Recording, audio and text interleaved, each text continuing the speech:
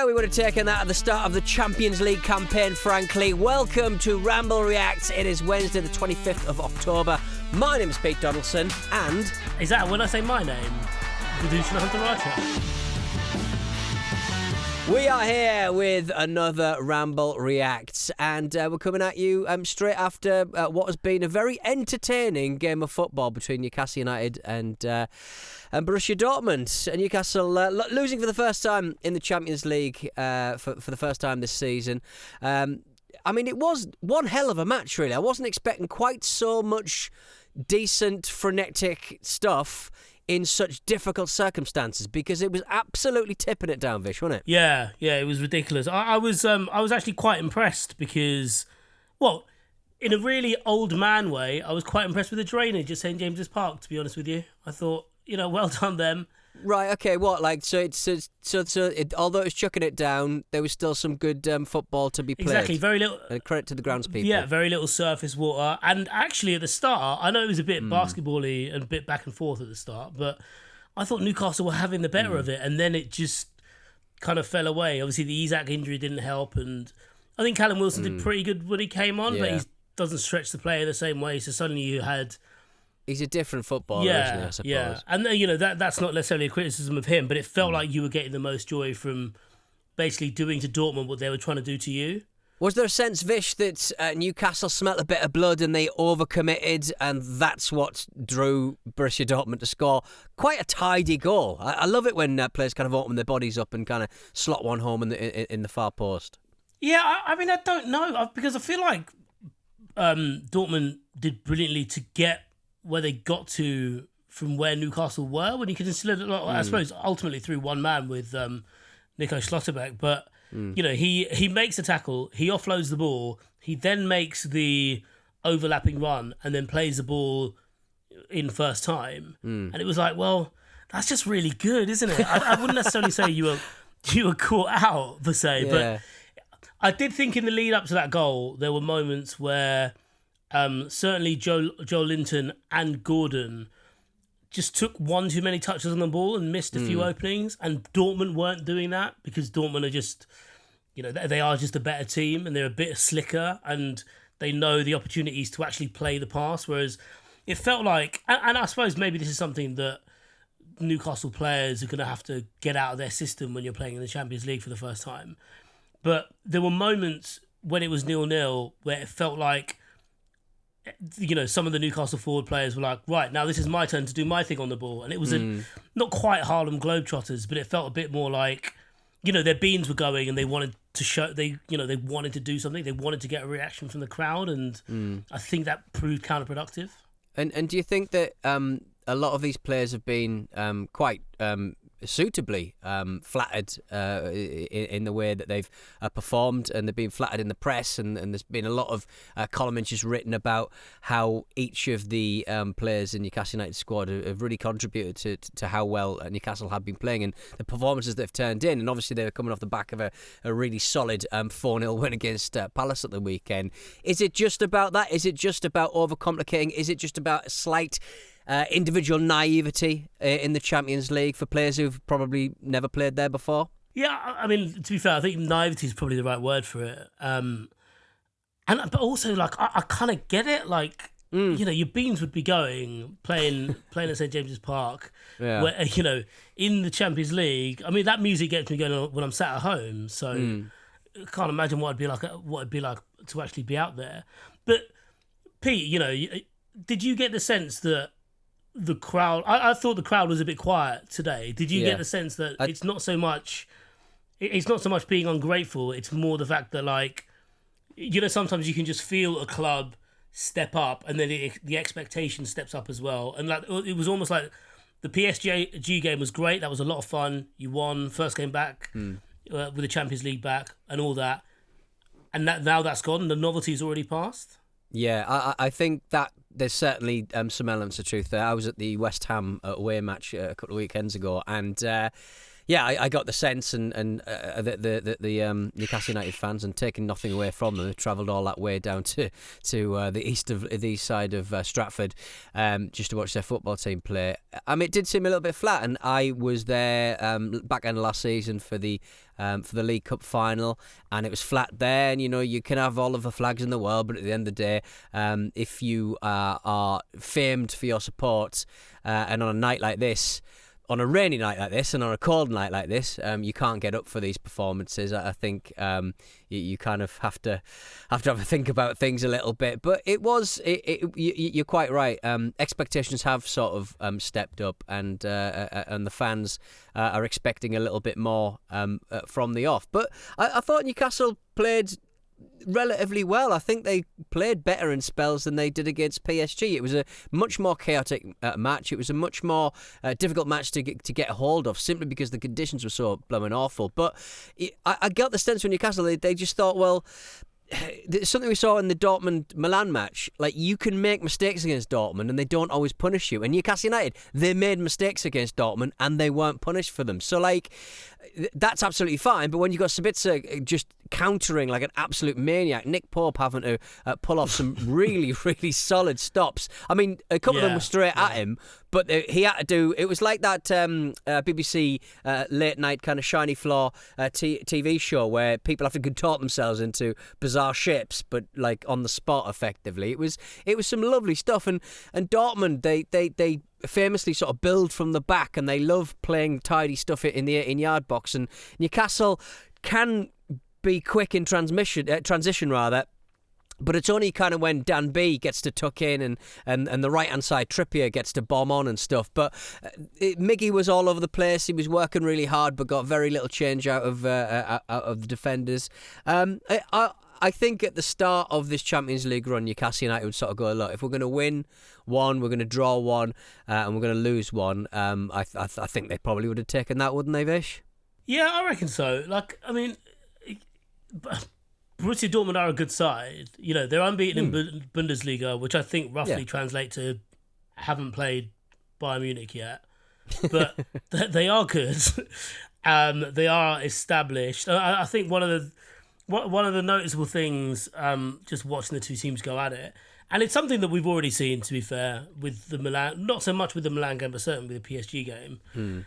Like, Newcastle don't really have a reason to actually fear these teams, and I quite like the fact that the match started on Newcastle's terms. Yeah, but for a couple of mistimed injuries, and Joe Linton, I thought was like, he was kind of like the Joe Linton of old. It was like one thing good and two things bad. But yeah, like there was. You got to remember as well, like that game finished with Dortmund hanging on, and I didn't realise this until maybe he was just covered in rainwater and in the opposition box. But Nick Pope in short sleeves looks very odd, doesn't he? It looks very... I'm trying to think who kind of famously donned the short sleeves. In this weather, it just seems very... It just seems very... I'm trying to think of... who's the Mexican goalkeeper who used to wear his own mad clothes? Jorge Campos. George Campos. Yeah, Jorge Campos. Yeah. I think he always had quite billowy short sleeves. But you don't want to see it in this weather, do you, Vish? No, and it also makes him look like, when you see those photos of, 18-year-olds who went off to war, he looks a bit like that, doesn't he? He's just like he was in a war today. Yeah, yeah, it did seem that way. But yeah, like, I think there was a serious point going into that. But yeah, like, you hit the bar.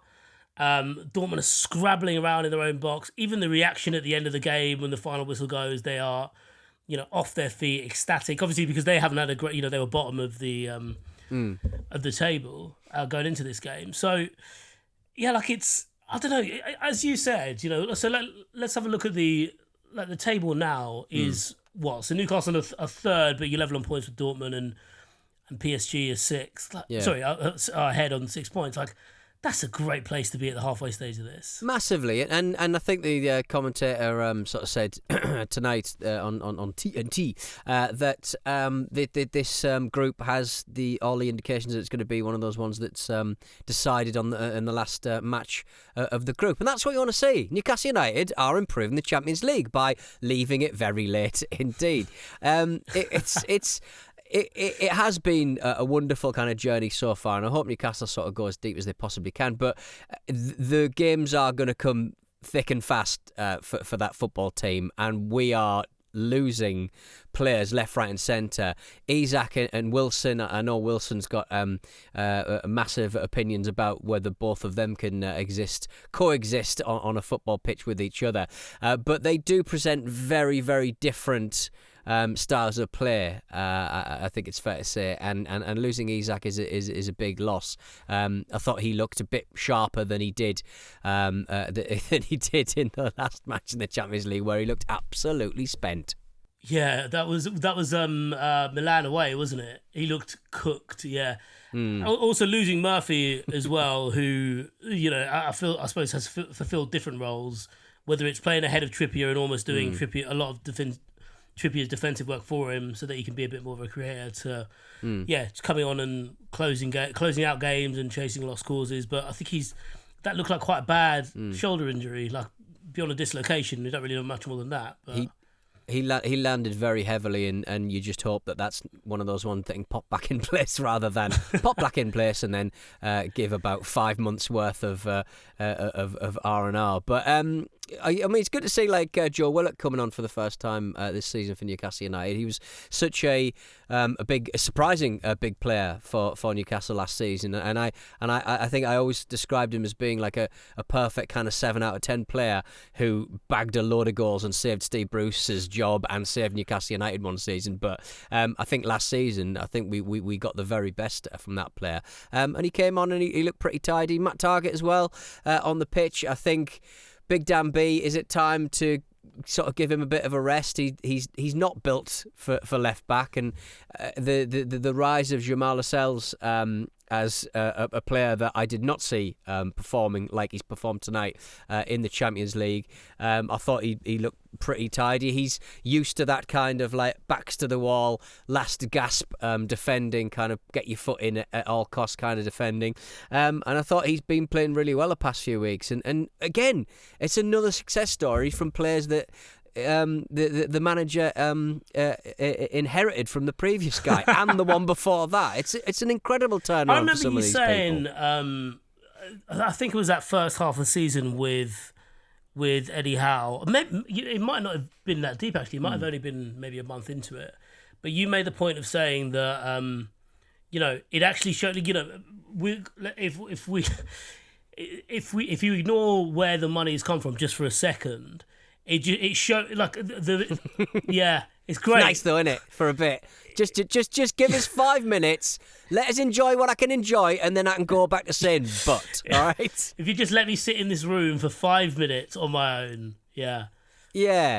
Just let me stroke the Fabergé egg for 5 minutes, and then I'll put it back, and then you can shout at me for 10. All right. But you made the point of like look with some investment, whether that is players or also a coach who knows what he's doing, who isn't looking to hide behind many excuses, then you can get something out of this. And I suppose, that latter point comes into effect here when you mentioned Lascelles there. I suppose someone like Murphy, Willock to a point. He was asked to do different things last year, and he did them really well. And you're right, he looked good, and at the same time rusty today. There were a couple of times where he was like, if he was in full flow, he'd make some better decisions. He was making very safe decisions, I thought. He's just laying the ball off where before he would have actually tried to attack the player. Pete, do you envisage dipping into, not you personally, but do you envisage those people who did provide the money, are they going to dip? Do you reckon they'll dip into their pockets in January, especially, for example, if you are, let's touch wood, you're in the Europa, but if you're into the last stages of the Champions League, do you reckon they'll, that you'll spend a bit in January? I think if they can make an excuse that they've balanced the books, obviously they're bringing in another, I think, an airline sponsor. I think does this one have planes? Say again, does this one have planes or? Yeah, what do you mean? Like did they say they didn't have planes or something? Yeah, I think when it started they didn't have any planes. They didn't have any the first airline, yeah. Which is quite tricky, isn't it? But because I guess anyone can start an airplane company, because that's what they call them, airplane companies, and just kind of rent them for a bit. But I mean, you do need more infrastructure than just owning a few planes, surely.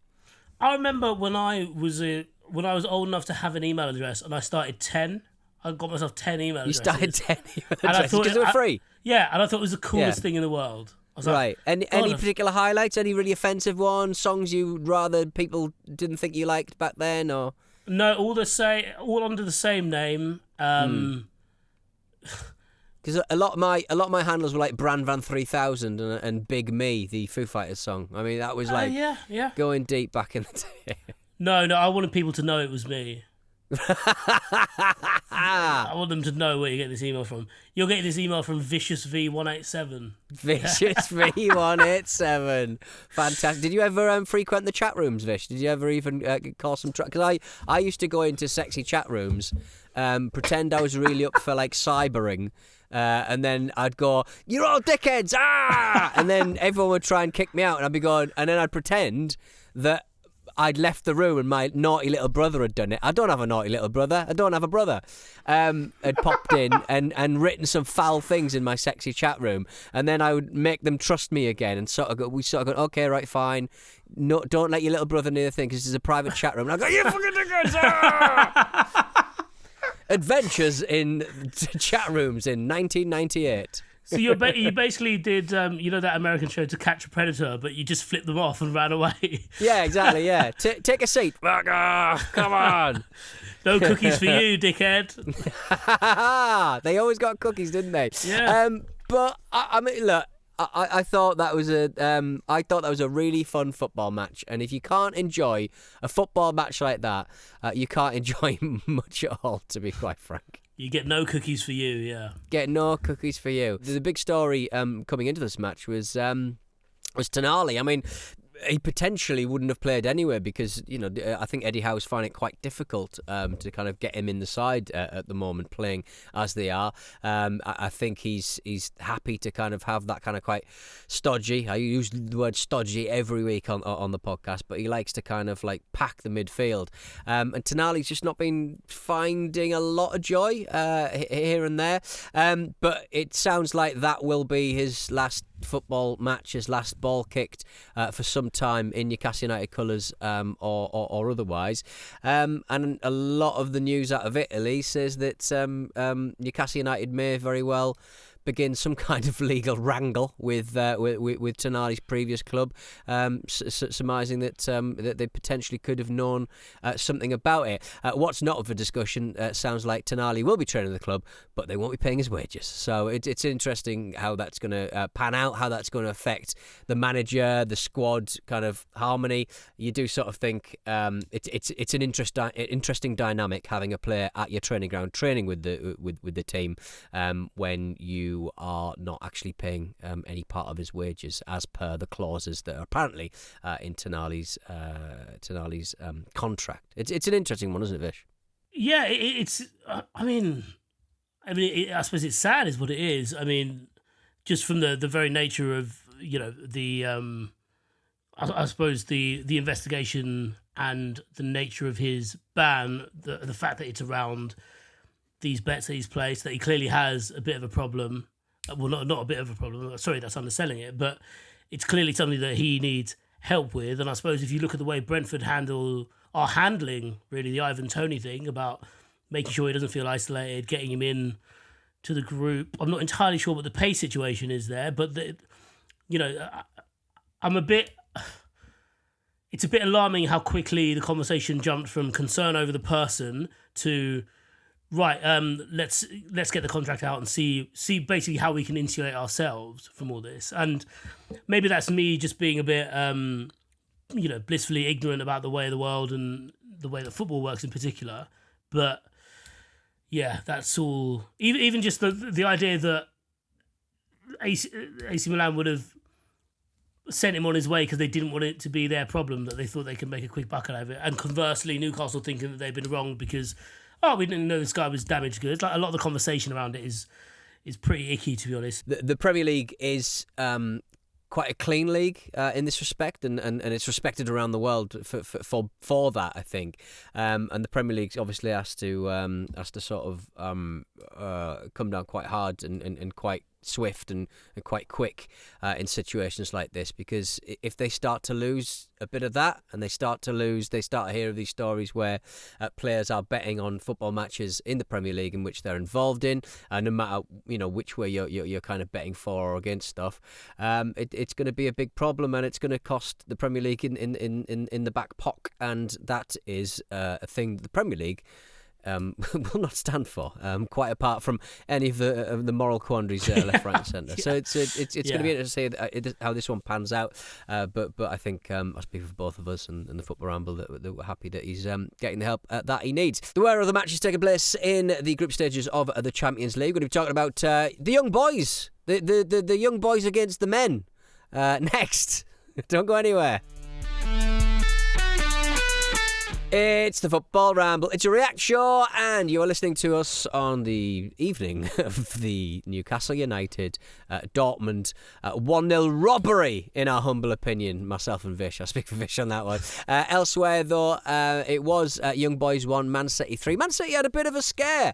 Elliot chipped Edison to make the game 1-1. What a beautiful chip against the run of play, on a counter-attack just after Haaland had missed, and it was so quick even TNT couldn't get to their camera positions in time to flick the switch and allow us to see the bloody thing. I like the idea that in a game like that, they're like, look, when Man City have the ball, cameras are rolling. When they're not, like, if you want to go away for a few minutes, if you want to touch, change the batteries. Then have a scratch. If you want to have a scratch, do it when they've got the ball. Have a scratch. Have a scratch. He came back, and it's that great thing of because I feel like I've watched a few games where it's happened, but no one really knows how to react. The commentators, they have a monitor near them, so they're like, they're not necessarily commentating on the flow of play itself. They're commentating on the replay, as it were, as you're seeing it, even when the game's when the ball's in play, still live. And it's when he's like, oh, he might score. Shit, he might score. Oh, he scored. Yeah. I was not prepared for this. I don't really know who that is. What's going on? Edison jumped as high as he could, and he still couldn't get it. Have you kind of done like core comms in anything, like in cricket? I guess cricket's a little fast, slow, compared to an end-to-end kind of basketball or soccer match. Yeah, I've done cricket a few times, like, on domestic games where it's just on the radio. Right. You don't necessarily you wouldn't have a monitor there or anything like that.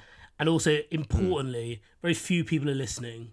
So, have you ever made a noise or sipped your coffee or did a little Gary Neville scream or orgasm or anything like that you wouldn't necessarily enjoy? A person like me digging up the tapes and playing them out on the Ramble, for example. No, there was one time where I was actually commentating with a friend of mine who's also a journalist, and we got given this news that was under embargo for about 30 minutes, basically, and it was pretty big news. And we my mate had his phone out and saw it on WhatsApp, and then started alluding to it, and I was like, oh, okay, this is interesting, and then switched off his mic, and then leant towards me to tell me what it was, not realising he was then speaking into my mic. Your mic was... Is the worst place to do a secret right into a microphone? It's one of the worst, I think. It's up there. It's one of the worst. It's up there. Lovely stuff. In front of a live broadcast audience. I saw he's also saving the mic as well. Yeah. He sort of leaned in, went, beefy's been hooked. That's what I'm thinking. That's what I'm thinking. That's my only cricket story. You won't believe what I'm thinking. Unbelievable. But yeah, it was a pretty standard 3-1 win away from home from Man City. The Man City players turned up in cardigans, which Joe called unacceptable on the television. Now, Joe Cole's a man who has, on occasion, worn some pretty outlandish stuff. He's not necessarily... I mean, he's not a Giacomo man, I nearly said. I mean, he's tiny. He's not going to be a Giacomo man. He's going to be nowhere near a Giacomo size. But he'll wear some odd, weird stuff every now and again. The Man City club shop does have a lot of strange things in it. but I don't think this is anywhere near the strangest. Yeah, I don't know. It's very Marks and Spencer's though, isn't it? Like, you know, it's like Man City. The Man City club shop doesn't actually have the rights to Man City merchandise. So they're like, okay, well, here's a blazer. So it's kind of like it's a thick sort of cardigan, sort of preppy, kind of like American sort of sports style, sort of jacket. Yeah, so it's like a Letterman badge is what they call it. Yeah. Yeah, and then they've got their numbers and their names on the back as if it's a football jersey. Kyle Walker's had, I think, just had an S on the back backwards instead of his number. No, it was very confusing. That's a 2. Is it? I did that, but the font doesn't work like that. It doesn't look like a 2. I'm looking at it now. It doesn't look like a 2. Grealish has got a number 10. Let's have a look. So Kyle Walker turns around. That doesn't look like a 2. That does not pass as a 2. It's like they've turned an S the other way around. You're right, but it is. It's a bad 2. It's a bad 2 for bad men. It's a bad 2 for bad men. I mean, I guess the most atrocious thing, I would kind of like be okay with I've come right round on Joe Cole's comment. I'm back on board with what he says. I'm fine with the numbering and the letters on the front. It's the weird kind of captain's armband. That's on the Manchester City on the arm. Agreed. Yeah. Do you remember? Of course you remember because it's your club and it was hilarious. But do you remember when Chancellor Mbemba and Tovan, I think, rocked up in tuxedos? Florian Tovan, yes, they rocked up in kind of like they were croupiers, weren't they? They sort of dressed up, and that upset weirdly a few people. So it is one of those things. Alan Shearer, and Alan Shearer said, if I was still at the club, I would fight them. Why would you fight someone who's wearing a tux? Well, you're paying a dry cleaning bill, aren't you? Because that sort of thing's really expensive. I would say, like, it's fine turning up with a dinner jacket, but it is like they weren't playing very well at that point.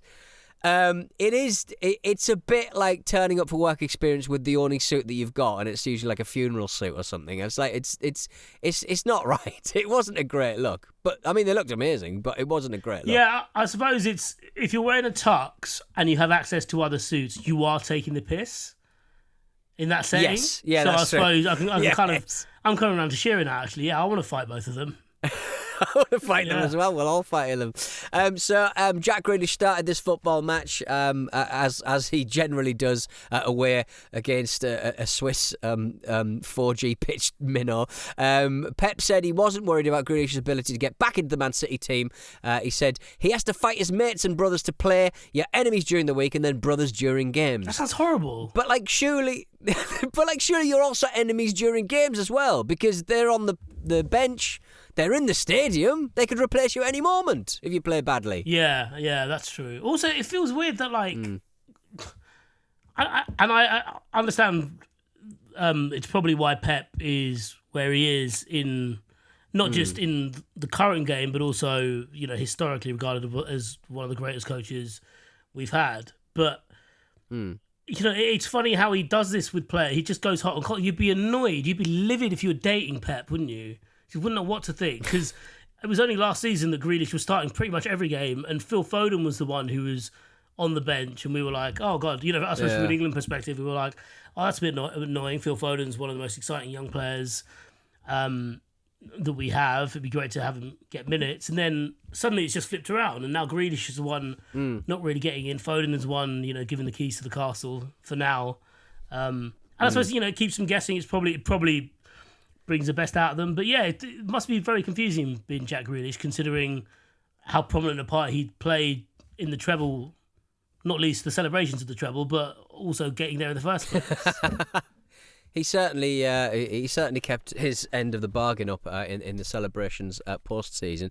Yeah, it is kind of, it is a little bit, Pep's like, have you seen that TikTok trend where it's like, always keep them guessing, so you like be walking through the door and then you eat the door, Yeah. and it's like, well, I didn't expect to eat the door, and then he goes to pick up the door again, and it's a shoe, and it's like all of the stuff is like he does exactly what you're not really expecting him to do with the play set that he's got. But what a play set to play with! I mean, it must be so nice to have that kind of quandary to bring Jack Grealish, one of the most talented English midfielders, forwards to play the game, and just play with his emotions. Yeah. Do you think this ends with us finding out at the end of the season that Kevin De Bruyne was actually cake?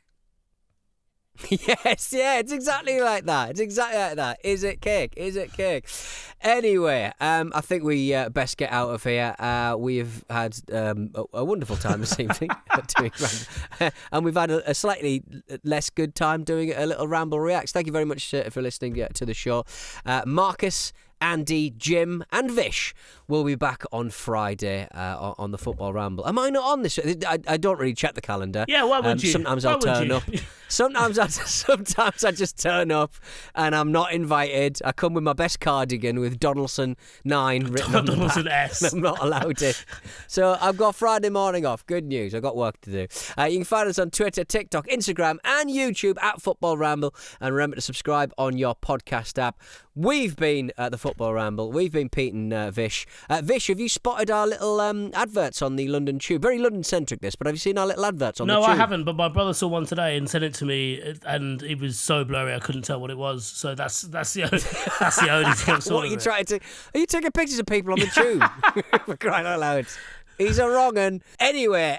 Finish here. This has been the Football Ramble Reacts. We'll be back on Friday. We love you very much. Cheers for watching another fantastic clip from the Football Ramble podcast. Make sure you click like on this video and subscribe to the channel, which means you will not miss a single upload.